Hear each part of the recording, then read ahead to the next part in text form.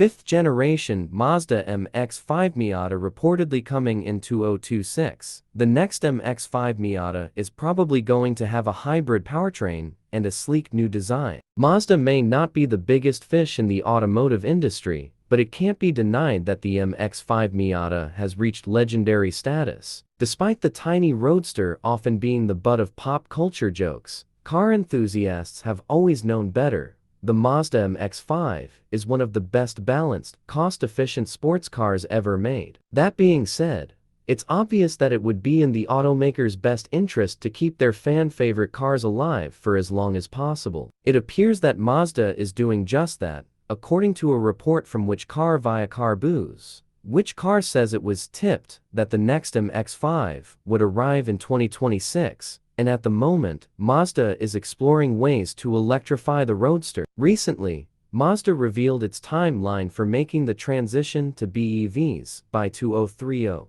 and part of the plan is to reveal a new hybrid powertrain by 2025. Considering the timing, it seems likely that the next Mazda MX-5 Roadster will be a hybrid rather than a BEV. The question is how Mazda will adapt hybrid tech to a small sports car. One of the hallmarks of the MX-5 is its lightweight chassis and weight balance. Can Mazda keep the MX-5 svelte with an electric motor and battery pack?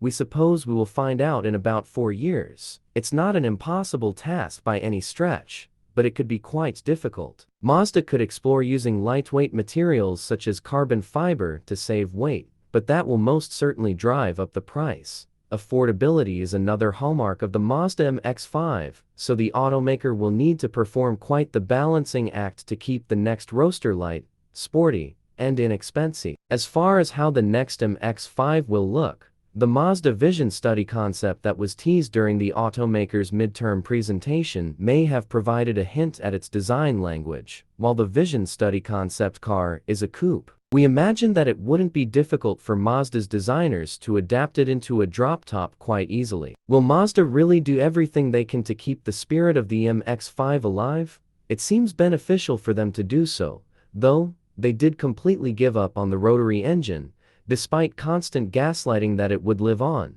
so we wouldn't blame you for being skeptical.